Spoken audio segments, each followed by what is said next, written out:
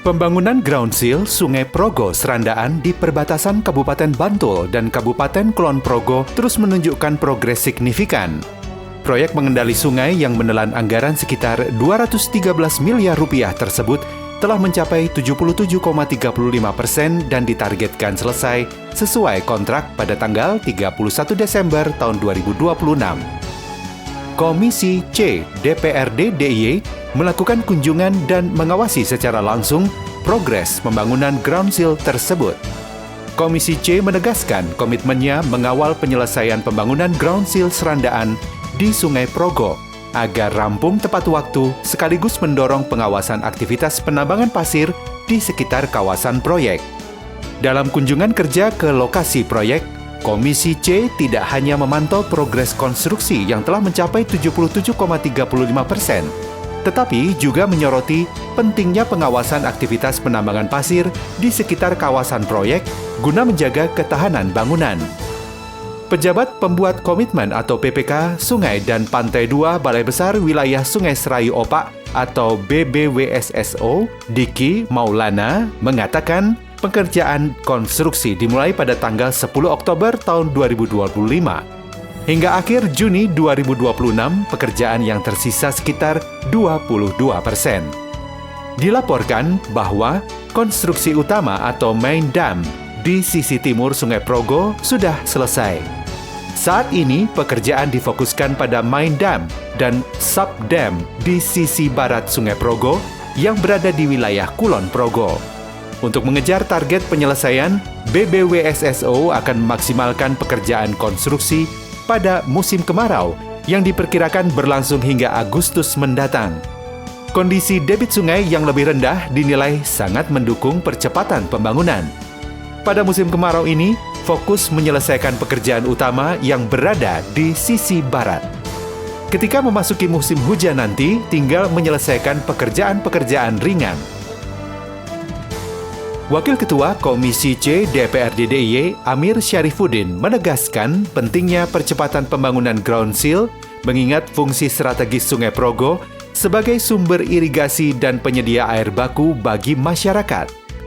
Menurutnya, periode Juli hingga Agustus merupakan momentum terbaik untuk menyelesaikan pekerjaan konstruksi karena tidak terkendala tingginya debit air sungai. Musim kemarau adalah waktu yang sangat ideal untuk memaksimalkan pekerjaan. Komisi C berharap proyek ini bisa selesai tepat waktu sesuai target kontrak pada akhir tahun 2026. Anggota Komisi C DPRD DIY Aslam Ridho menilai konstruksi ground seal yang baru memiliki spesifikasi yang lebih baik dibandingkan bangunan sebelumnya.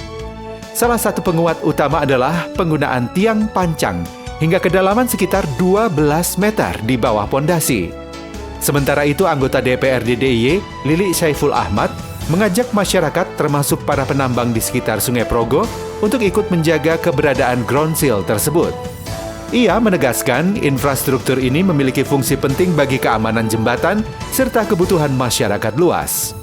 Anggota Komisi C DPRD DIY, Suwardi, menyatakan keberadaan ground seal Serandaan dinilai memiliki peran vital dalam menjaga stabilitas aliran Sungai Progo, mencegah gerusan dasar sungai, serta melindungi infrastruktur irigasi dan lahan pertanian di wilayah Bantul maupun Kulon Progo.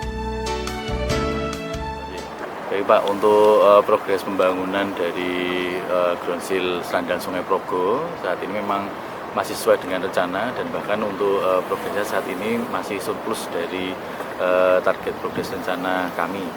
Jadi saat ini progres untuk pekerjaan ground seal Serandaan ini sudah mencapai 77%.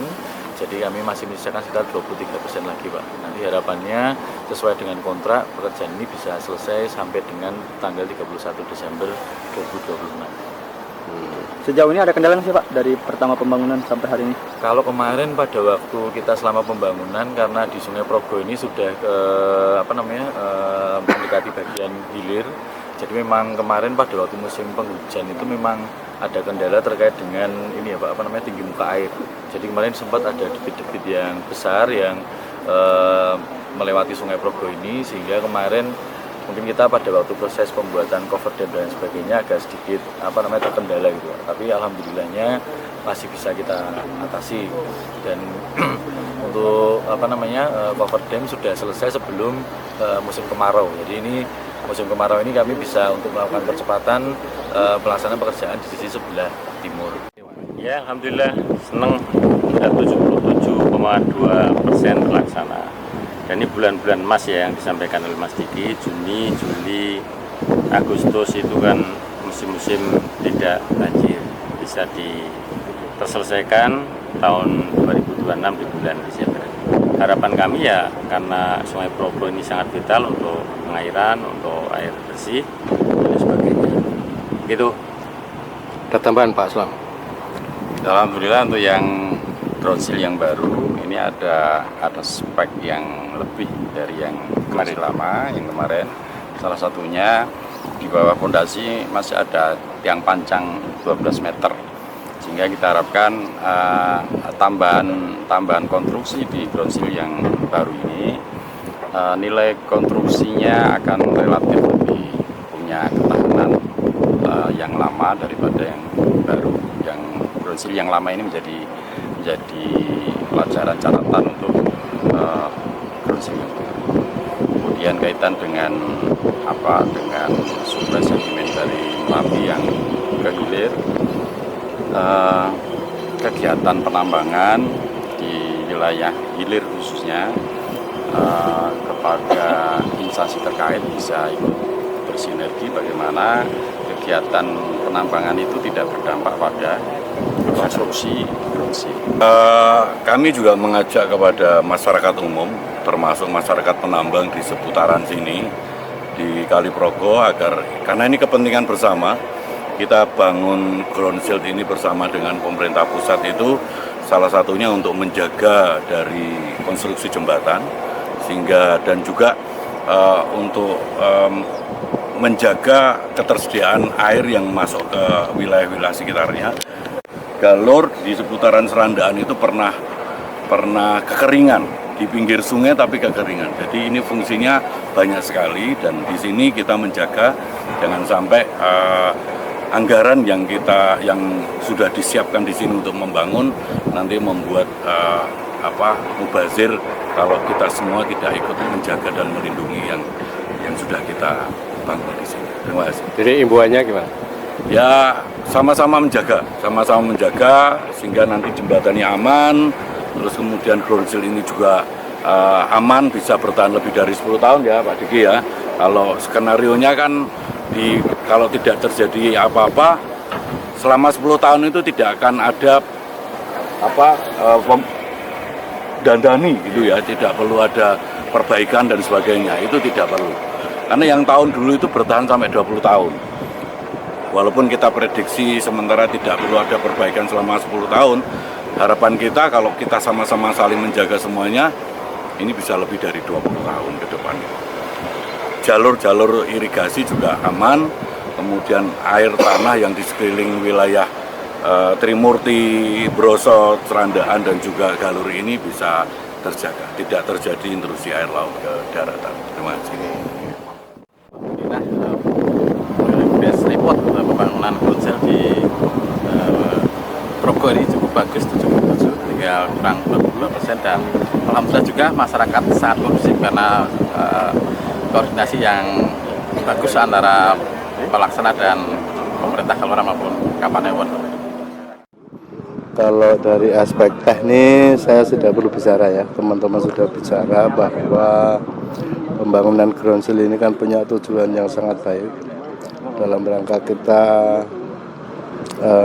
menjaga keamanan jembatan yang kita punya, keselamatan dan badan sungai yang kemudian agar tidak berubah-ubah, yang akhirnya dana yang tidak sedikit 200 miliar yang digunakan untuk membangun ground seal ini akhirnya manfaatnya bisa dirasakan oleh masyarakat. Dari sisi keberhasilan tidak pernah akan bisa terlepas dari partisipasi masyarakat, sehingga masyarakat Bantul ataupun Kulon Progo yang ada di wilayah sungai ini, harapan kami memang punya perilaku yang bisa mendukung terhadap program ini. sehingga manfaatnya atau nanti yang merasakan kita semua, masyarakat dalam arti luas, karena jembatan ini kita dekat dengan Kabanaran ya, dekat dengan jembatan Kabanaran, yaitu sebagai jalur jalan lintas selatan menghubungkan antar pulau kan, Jawa Timur, Jawa, Yogyakarta, Jawa Tengah. Sebelum meninjau ke lokasi di pinggir Sungai Progo, Komisi C DPRD DIY menerima penjelasan dari pejabat pembuat komitmen atau PPK Sungai dan Pantai 2 Balai Besar Wilayah Sungai Serayu Opak atau BBWSSO, Diki Maulana, tentang latar belakang pembangunan ground seal Sungai Progo di Serandaan tersebut. Dijelaskan bahwa ground seal baru dibangun di sisi selatan bangunan yang lama yang mengalami kerusakan berat akibat terjangan banjir besar. Struktur baru tersebut memiliki panjang sekitar 300 meter, sama seperti ground seal sebelumnya. Diki menjelaskan, ground seal lama yang dibangun pada tahun 2001 tersebut mampu bertahan selama hampir 2 dekade sebelum mulai mengalami kerusakan pada tahun 2021. Kondisinya semakin memburuk hingga akhirnya rusak parah setelah banjir besar yang melanda Sungai Progo pada tanggal 26 Januari tahun 2025. Dalam kesempatan tersebut dijelaskan mengenai alasan dibangunnya ground seal baru. Komisi C mungkin perlu diskusi menanyakan berkaitan dengan target penyelesaian dan sebagainya mumpung belum hujan. Jadi memang sebenarnya di Sungai Progo ini sudah ada ground seal existing yang lama Pak ground seal existing yang lama itu dibangun tahun 2001. Pada waktu itu dibangun oleh Kim Praswil ya Pak. Itu dibiayai oleh, pada waktu itu yang mengerjakan adalah proyek sumber air dan pengendalian banjir PSAPB pada waktu itu Pak. Pada tahun 2001 dan selesai kalau salah tahun 2003 pada waktu itu Pak. Itu dibiayai oleh Asian Development Bank pada waktu itu dan setelah selesai dibangun itu tahun 2021 itu ini Pak sudah ada tanda-tanda kerusakan Pak di ground seal yang existing itu. Jadi ada di bagian apron itu mungkin bisa dilihat di slide selanjutnya mungkin Mas. Nah ini di tahun 2021 itu sudah ada tanda-tanda kerusakan Pak di bagian apron hilir. Jadi kalau yang ground seal existing yang lama ini terbagi menjadi 2 bagian bangunan itu ada mohon izin Pak, ini ada main dam-nya sama bagian ada apronnya di bagian itu. Nah yang rusak ini di tahun 2021 itu sudah ada tanda-tanda ada yang runtuh di bagian apron sepanjang 26 meter pada waktu itu. Nah karena sudah ada kerusakan di tahun 2021 itu kita melakukan pemantauan Pak, dari balai melakukan pemantauan dan di tahun 2022 itu ternyata kerusakan mengalami pertambahan gitu Pak. Jadi ada di sisi sebelah barat itu di apron itu ada penambahan kerusakan menjadi 61 dan di sisi sebelah timur itu ada tambahan kerusakan juga dan sudah menyentuh ke bagian DPT tahun 2022. Nah lanjut nanti di tahun 2023 ini kerusakan semakin masif Pak, kelihatan di bagian apron ini sudah mengalami beberapa segmen mengalami kolaps dan ada kelihatan di foto bagian bawah ini menunjukkan adanya perubahan ini Pak yang awalnya itu muka air tanah aslinya atau original ground levelnya itu ada ini Pak sejajar dengan apron bagian hilir ini Pak. Ya, tapi ini ada tanda-tanda adanya penurunan atau degradasi dasar sungai yang kurang lebih ini ada perbedaan elevasi secara rata-rata itu sekitar 4 sampai dengan 5 meter Pak. Nah ini menunjukkan dari ini kita melakukan perbandingan pengukuran, jadi ada data pengukuran lama dengan pengukuran yang baru, itu ada perbedaan tinggi sekitar 4 sampai dengan 5 meter. Atau kalau dilakukan rata-rata itu dari hasil pengukuran yang ada, itu ada penurunan kurang lebih sekitar 0,23 meter per tahunnya Pak di sini. Nah, makanya sehingga sangat diperlukan sekali bangunan ground seal ini untuk menjaga elevasi dasar sungai dan stabilitas dari dasar sungai. Karena mengingat dari ground seal existing ini kalau kita lihat di bagian hulu itu ada dua jembatan dulu Pak. Mungkin jembatan yang pertama tadi yang disampaikan Pak Amir ya Pak, ada jembatan yang ada segmented yang mengalami penurunan, itu jembatan Sandakan 1, dan yang kita lewati sekarang ini ada jembatan Sandakan 2. Nah, dan kurang lebih di 2 km bagian hulu itu masih ada bangunan irigasi Pak. Di sana ada bendung Sapon yang mengaliri kurang lebih 2.573 hektar. Harga posisi 2.500-an hektar, dan ada pengambilan air baku Pak di sana sekitar 80 liter per detik yang dikelola oleh PDAM.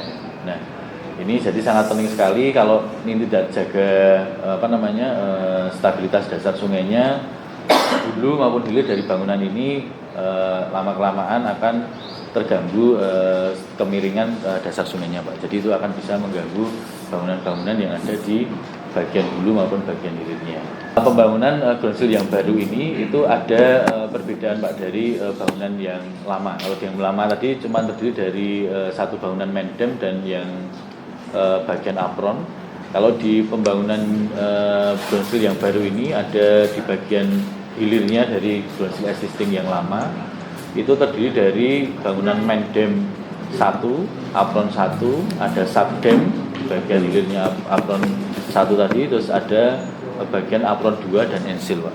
Karena memang sudah ada ini Pak perbedaan tadi Pak, elevasi asli dari tanah yang tadi mengalami penurunan, sehingga ini dari bangunan ini menyesuaikan dari kondisi elevasi tanah atau original ground level dari Sungai Progo sendiri Pak. Itu sehingga yang kita lakukan sekarang adalah melakukan pembangunan itu Pak. Kemarin metode yang kami lakukan memang kita melakukan dari sisi sebelah Kulon Progo terlebih dahulu, dan saat ini untuk segmen tahap yang kedua kami melaksanakan di sisi sebelah kiri. Tadi sampaikan Pak Amir, betul Pak, kami memang ini waktu emas kita itu untuk di tahun 2026 ini memang di bulan Juni, Juli, Agustus ini Pak. Kalau udah melewati itu memang perkiraan ini Pak, hujan dan lain sebagainya, memang trennya di bulan-bulan tersebut memang cukup tinggi ya Pak. Karena ini di Sungai Progo yang kita lakukan ini memang sudah di sisi hilir atau sudah mendekati muara Pak. Jadi memang ini menampung dari banyak anak Sungai Progo Pak. Jadi kalau di bagian Sungai Progo hulu itu mengalami hujan, itu akan tertampung semua Pak. Jadi semua mengumpul di Sungai Progo. Jadi memang kami sangat berupaya untuk pekerjaan di sisi sebelah ini Pak, sebelah kiri ini kita mohon doa restunya juga Pak, semoga kami bisa menyelesaikan. Jadi waktu kami memang waktu emasnya di bulan Juni, Juli, Agustus ini Pak. Harapannya di bulan itu ini sudah bisa tersambung total Pak. Jadi nanti tinggal di bulan-bulan yang selanjutnya kami menyelesaikan dari mungkin bangunan-bangunan pelengkapnya saja, seperti itu Pak. Nah, mungkin kami informasikan bahwa memang pekerjaan groundsil Sandakan ini dimulai dari tahun 2025, jadi dimulai dari 10 Oktober 2025 dan nanti akan selesai secara kontrak itu di 31 Desember 2026. Jadi memang ini program MYC multi use kontrak yang dilakukan di groundsil Sandakan. Itu Pak. Jadi saat ini progres yang sudah kami capai ada di 77,35%, jadi masih menyisakan sekitar 22% Pak dari pekerjaan ini.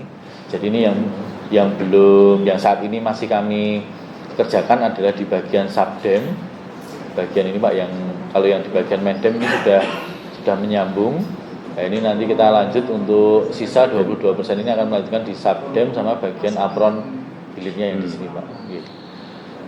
Nah itu yang saat ini kami coba upayakan untuk mengejar percepatan pekerjaan itu agar di waktu yang di musim kemarau ini bisa selesai, sehingga kita di musim kemarau ini aja masih ini Pak, masih terkendala terkait dengan muka air yang ada Pak, tinggi. Jadi sudah mengupayakan dengan cover dam yang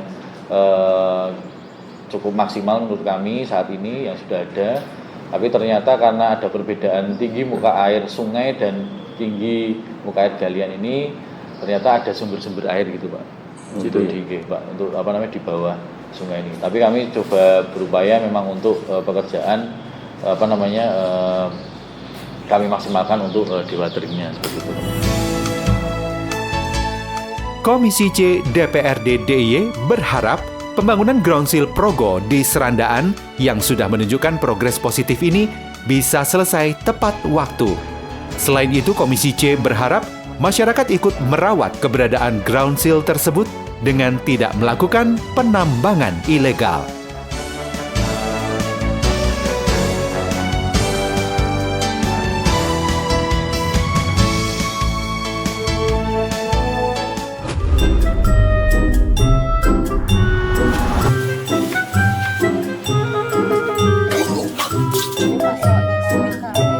Jeng, kok sekarang tuh banyak orang-orang ke tempat Boni sih? Iya, saya juga sempat cium bau alkohol.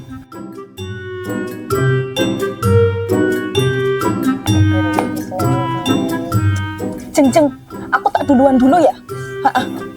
Pak RT aja yuk.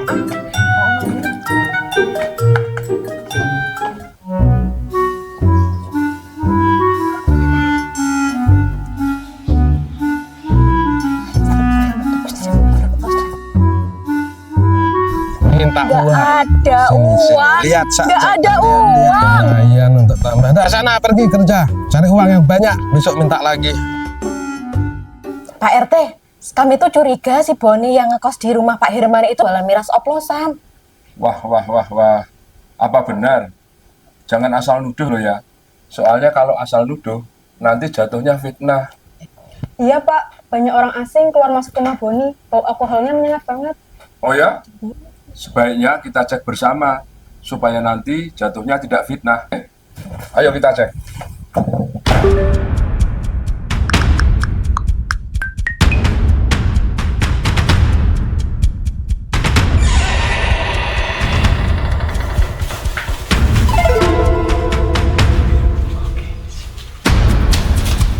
Mas, mohon maaf. Ya. Dari tempatnya Pak Boni. Iya.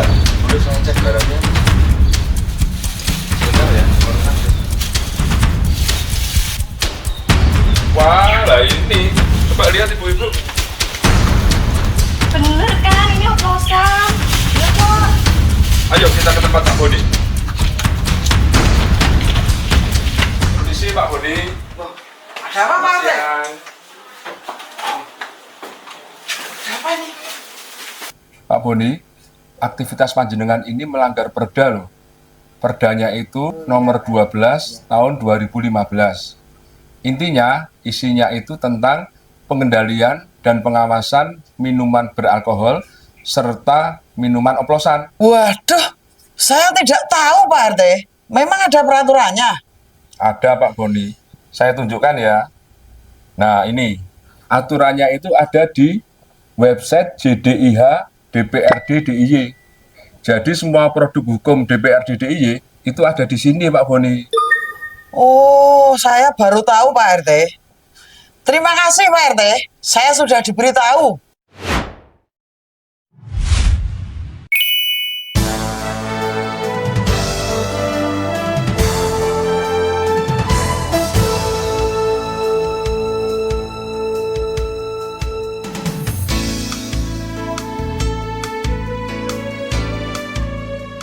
Sebagai wakil rakyat, DPRD DIY menerima aspirasi yang disampaikan organisasi kemahasiswaan yang tergabung dalam Cipayung Daerah Istimewa Yogyakarta, yakni PMII, GMKI, dan PMKRI, dalam aksi unjuk rasa damai bertajuk Reformasi Jilid Kedua yang digelar di halaman gedung DPRD DIY hari Rabu, tanggal 24 Juni tahun 2026.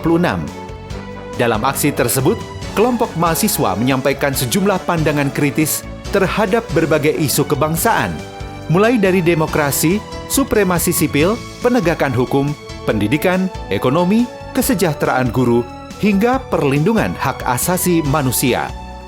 Aspirasi tersebut dituangkan dalam 15 tuntutan rakyat yang kemudian diserahkan kepada DPRD DIY untuk diteruskan kepada pemerintah pusat dan lembaga negara terkait.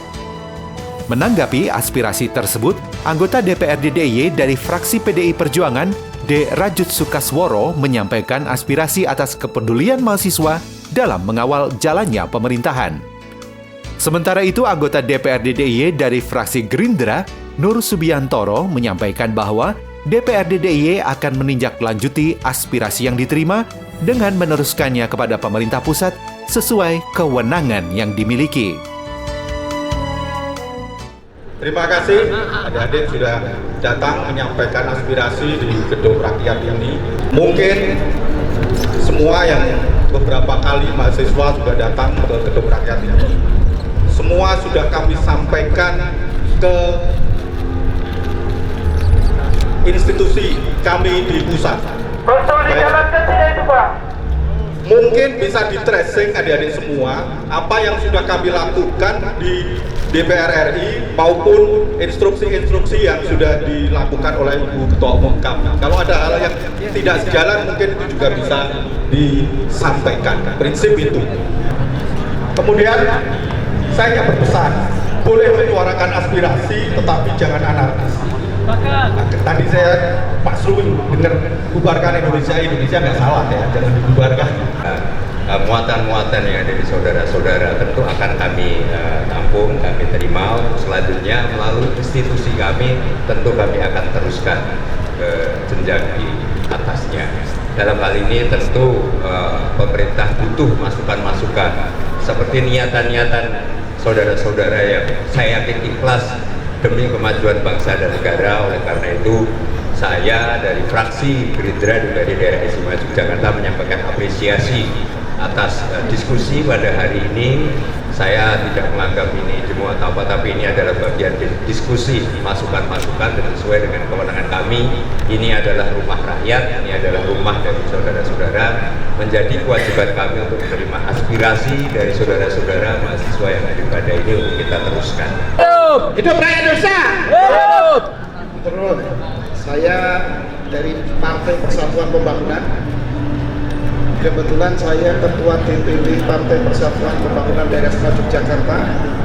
Setiap kali menerima aspirasi selalu kami sampaikan kepada Dewan Pimpinan Pusat kami.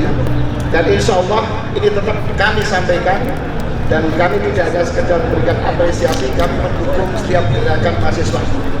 Karena insya Allah gerakan mahasiswa itu murni aspirasi masyarakat, karena keluhan masyarakat, karena mendengar cerita masyarakat, dan insya Allah kami akan siap mengawal.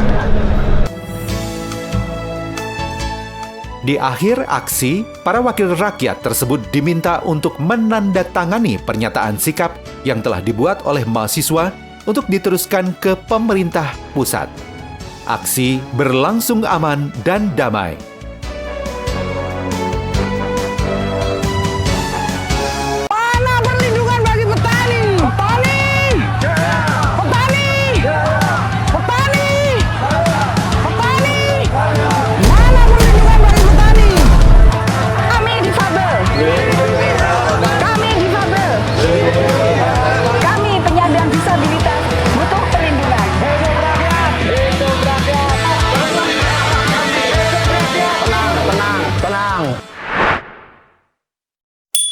Semua sudah ada perdanya, buka di web JDIH DPRD DIY.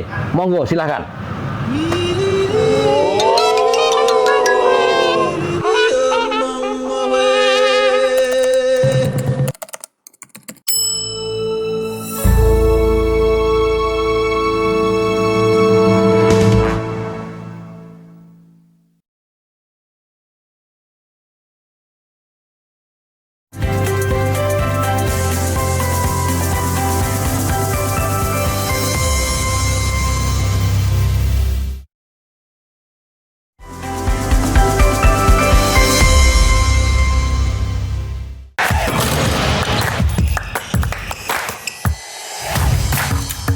Hey Basket Mania, saatnya ngobrolin segala hal tentang dunia bola basket. Ulas pertandingan terbaru, highlight pemain panas, fun facts, sampai tren dan drama di lapangan. Kita kupas tuntas bersama di Hoops Vibes. Setiap hari Minggu, pukul 1:30 siang, hanya di Garuda TV. Meski hidup penuh keterbatasan, namun mereka tak pernah lelah berbagi kebaikan. Sebab setiap kebaikan pasti akan kembali dalam wujud kebaikan. Hanya seorang pemuda sederhana yang percaya bahwa bahagia tak perlulah mewah. Inilah orang baik. Peduli sesama dari hati ke hati. Hanya di Garuda TV. Dinamika peristiwa publik terus bergerak. Informasi terkini, akurat, dan terpercaya. Pemerintah juga terus mempercepat penyaluran dana tunggu hunian bagi korban bencana alam di Sumatera Barat. Menemani waktu sore Anda dengan perkembangan berita terbaru. Laporan 8 petang, pukul 6 sore. Hanya di Garuda TV.